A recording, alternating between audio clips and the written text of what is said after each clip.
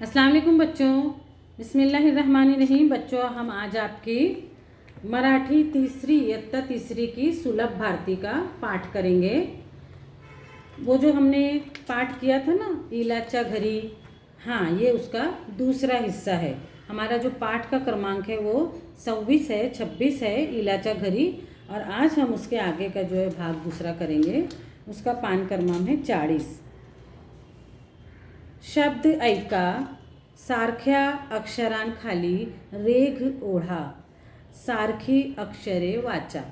शब्द ऐका मतलब जो शब्द मैं आपको बोलूँगी वो आप ध्यान से सुनेंगे, और एक जैसे जो अक्षर है उसके नीचे आपको लाइन खींचना है, और सारखी अक्षरे वाचा, और फिर उसको पढ़ना है।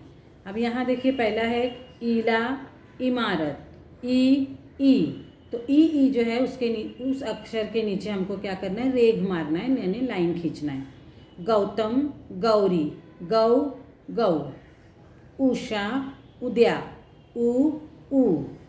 अंकिता, अंजू, अ। कवठ, माठ, ठ।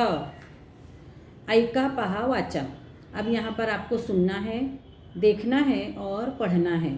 हम अभी ऊपर हमने पहला देखा था ना अक्षर ई, वो है यहाँ पर ई, गौ, ऊ, ठ।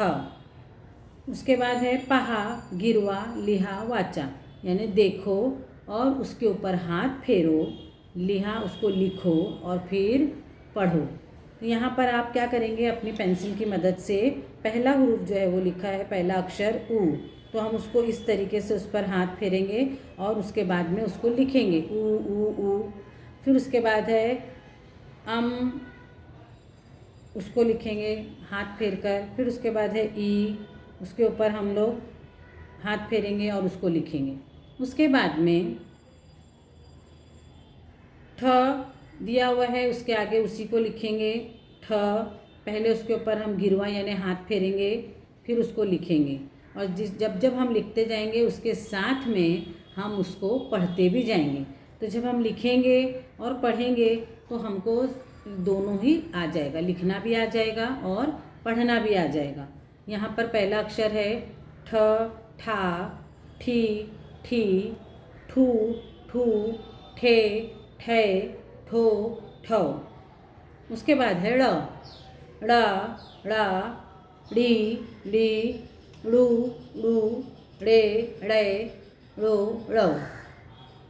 अब यहाँ पर जो है वो पहा, ऐका, समजून घ्या, वाचा, मतलब देखना है, पढ़ना है, उसको समझना है और उसको पढ़ना है।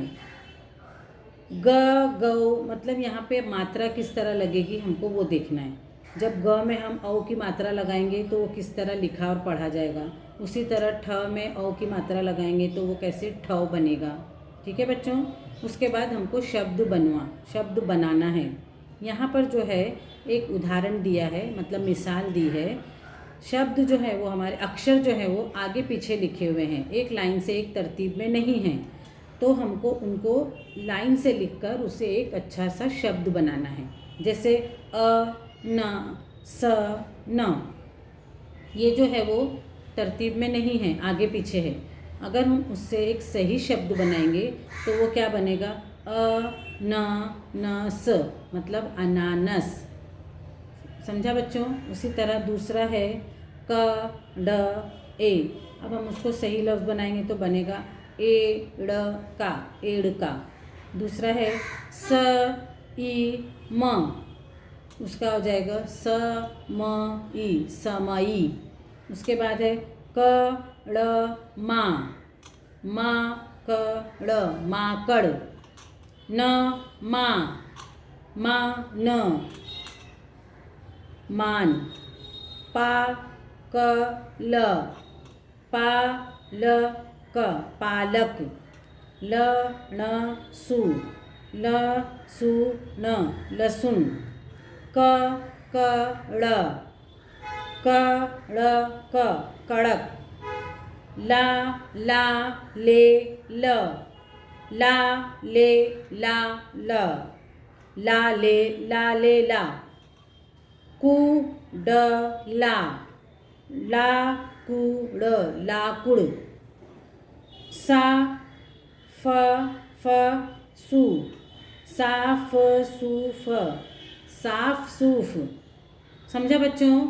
इस तरह आप इस वीडियो को अगर बार बार देखेंगे और अपनी किताब सामने रखकर उसे पढ़ते जाएंगे और फिर उस पर हाथ भी फेरेंगे, उसको लिखेंगे भी, पढ़ेंगे भी, सुनेंगे, इस तरह आपको लिखना पढ़ना आ जाएगा। आपके लिखने पढ़ने में ये वीडियो आपकी बहुत मदद करेगा। ठीक है बच्चों, अल्लाह हाफिज़।